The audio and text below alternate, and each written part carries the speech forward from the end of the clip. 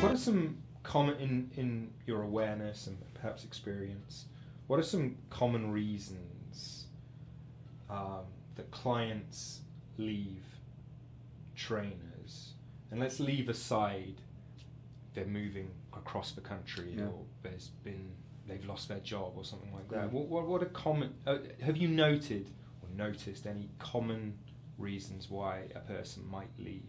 Yeah. So I think the most common ones, number one, is apathy from the position of the trainer. So I think there's a saying that hate is not the opposite of love. The opposite of love is indifference. And that's the way it is with our client. So our client, if they can sense that we are displaying apathy, that we are just neutral about the opportunity to work with them, they can sense that. If they sense that we're bored with delivering the experience, they can sense that. And they're going to go on and work with someone or work out someplace where there's excitement around that session. So first and foremost, apathy is a reason that a client leaves, that they can sense that the trainer is no longer passionate and excited about each detail of the process and of them. So when we say care, you got to care for the client, but you also got to care about what you're doing. I mean, the client can sense if you no longer care if a repetition is performed perfectly. So an analogy we always use is Steve Jobs. Like Steve Jobs, by all accounts, was a jerk, but he was beloved, and he was beloved because people knew how much he cared about what he was building.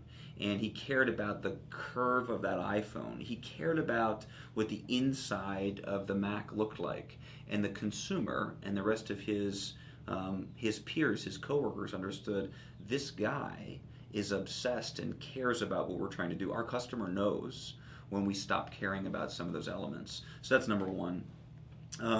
I think the second reason is the client becomes bored. And bored is maybe an oversimplification. They need variation in what they're doing. And so for us, it's variation in exercise prescription under a broad umbrella of evidence-based exercise. So we're not going to get outside of the umbrella of evidence-based exercise, but we're going to try to introduce variation within that umbrella. So if someone feels like I don't look forward to my workout because I'm doing the same thing over and over, I think they'll leave and go somewhere else. And that is more true today than it was 5 years ago or 10 years ago, because there's so many options that are out there. And so many of those options preach, we're going to make it up as we go along, and there's endless amounts of variety or variation. So physiologically, we probably don't need a tremendous amount of it. Psychologically, I think we do need some variation or the right amount of variation.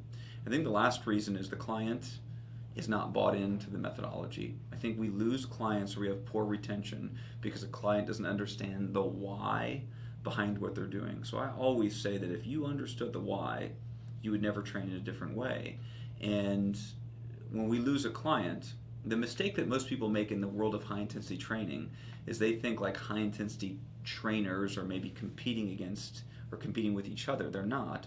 They're competing with every other boutique fitness concept that's out there. So your client in the US and Australia and a few other continents is not leaving your high-intensity training studio or facility or gym to go train with another high-intensity trainer. They're leaving to go to Orange Theory Fitness, which is the opposite methodology of what you're doing. So if we can teach the client why we're doing what we're doing, I think we retain them that much longer. And there's subtle ways to do that over time. I don't think we regurgitate on a client in their first 2 sessions everything we know. We have to kind of teach as their willingness to learn grows.